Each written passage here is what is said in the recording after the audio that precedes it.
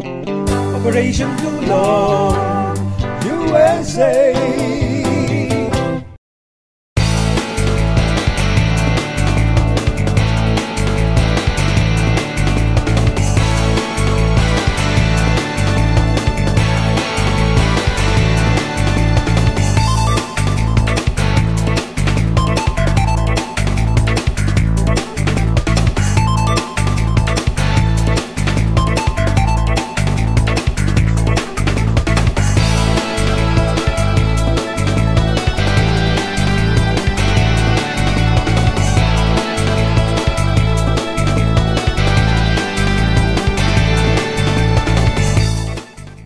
Ang nakatakdang po natin pag-uusapan ngayon dito sa ating palatuntunan, ano po, sa Otusa.tv, ang himpilan na public service ng Operation Tulong USA Foundation Incorporated, Internet Television Station, ang www.otusa.tv. Mga ka-Pilipino, kaya minarapat ng inyong lingkod na mayroon po tayong segment na tinatawag kong How to Become an Inventor. Dahil ninanais na ating palatuntunan ito na makapagbigay tayo ng tinatawag ko na exercise of the brain. Dahil kung may exercise, physical exercise ang body, eh kinakailangan din unatin natin siguro ang mga functions ng mga cells sa ating brain para sa ganun ay ang ating imagination ay lalong lumawak. Ang ating kaisipan ay lalong yumaman. At ang ating imahinasyon ay lalong lalawak. Na kung paano natin gagawin ito mga ka-Pilipino ay katulad din ng exercise of the physical body na meron tayong exercise na 1, 2, 3, 3, 2, 1, mga ganon. Di ba? Ganon din palagay ko ang dapat natin gawin para magkaroon ng exercise of the brain. Dahil hindi naman natin pwedeng kalikutin yung ating brain. Hindi naman natin pwedeng unatin in actuality. Hindi naman natin pwedeng ilabas yung ating utak para sa ganun ay pitik-pitikin para sa ganun yung mga cells ay mag-function, di ba? So, subukan nating palawakin ang ating kaisipan.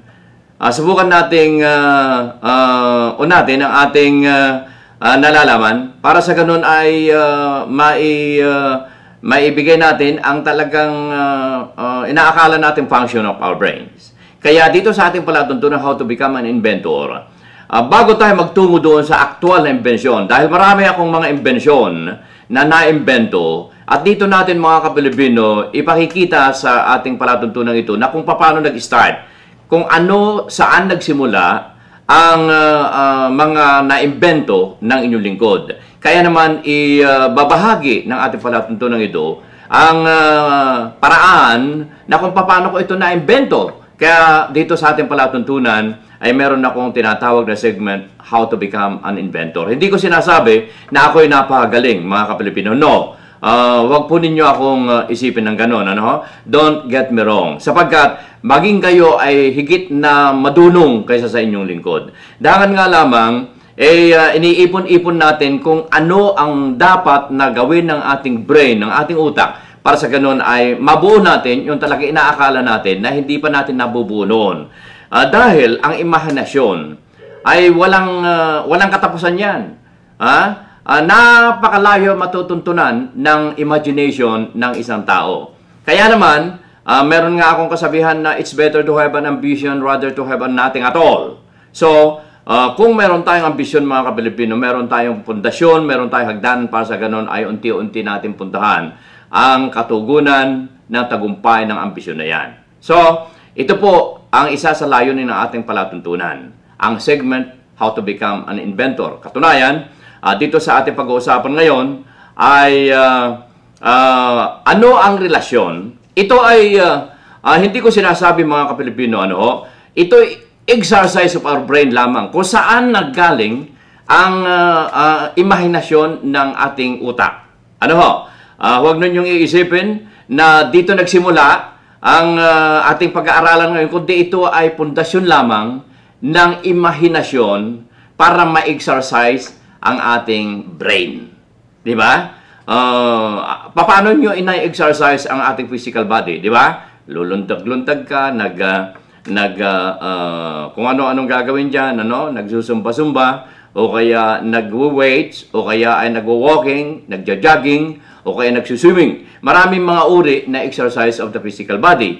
Pero ano ang exercise ng ating brain sa kasalukuyan na ginagawa natin mga Kapilipino?